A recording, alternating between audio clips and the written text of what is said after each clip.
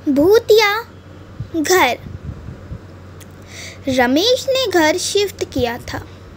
उस घर में पहले कोई भी नहीं रहता था क्योंकि लोगों का मानना था कि उस घर में चुड़ैल रहती है। बहुत लोगों ने उसे मना करा कि रमेश भाई तुम उस घर में मत रहो, उस घर में एक चुड़ैल रहती है। पर रमेश ने कहा, हरिया भाई तुम कितने डरपोक हो, किसी ने अफवाह फैला दी कि उस घर में भूत है तो तुम लोग डर गए। वैसे ही वो घर में आ जाता है तो उसका बेटा पूछता है कि तुम इतने परेशान क्यों लग रहे हो, क्या हुआ? तो वो कहता है कि लोगों ने परेशान कर रखा है कि जिस घर में तुम बैठे हो और मैं खड़ा हूँ उस घर में भूत है, मतलब इसी घर में भूत है। तो वो उसका बेटा कहता है कि भूत कुछ नहीं होता, किसी ने अफवाह फैलाई होगी तो लोगों ने मान लिया होगा। पर उन्हें क्या पता था उस घर में एक रियल की चुड़ैल रहती है जो उनकी सारी की सारी बातें सुन रही थी। ऐसे ही एक दिन उसकी बीवी सुनीता बैठी ही होती है कि तभी उसके सामने वही चुड़ैल आ जाती है और उसे मारने लगती है। सुनीता कहती है, ओ गॉड ये तो चुड़ैल है, मैं क्या करूं?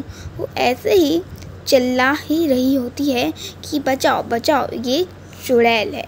तो उसके चिल्लाने से उसका बेटा आ जाता है। वो अपने बेटे से मदद मांगती है, पर जैसे ही वो आगे बढ़ता है चुड़ैल उसे अपनी शक्तियों से हवा में टांग देती है और टांग के चली जाती है। और फिर दोनों चैन की सांस खड़े होकर लेने लगते हैं। दोनों घबरा जाते हैं और सुनीता कहती है, अब देख अपने बाप को, बहुत लोगों ने उनसे कहा था उस घर में चुड़ैल है पर उसने माना थोड़ी ना। तो वो कहता है ठीक है आज शाम को उन्हें आने दो, उनको हम सब बता देंगे। और यही कह के जब शाम को वो आ जाता है तो उसकी बीवी सुनीता से सब बोलती हैं कि हमने ना चुड़ैल को देखा है, चुड़ैल को। तो वो कहता है कि देखो पहले गांव वाले और अब तुम, अरे चुड़ैल वुड़ैल कुछ नहीं होता, बस ये अफवाह है अफवाह। पर उसकी बीवी कहती है, देखो मैं मानूं या तुम मानो पर मैं तो चुड़ैल को भगा के ही रहूँगी। कल मैं तांत्रिक को बुला लेती हूँ ताकि चुड़ैल भाग जाए। और अगले दिन तांत्रिक भी आ जाता है। वो उससे कहती है कि हमारे घर में एक चुड़ैल है, कैसे भी करके उसे निकालिए, मैं आपको सारा का सारा पैसा जितना भी मेरे घर में है दे दूँगी। तो तांत्रिक कहता है ठीक है, और तांत्रिक अपने मंत्र पढ़ना स्टार्ट कर देता है।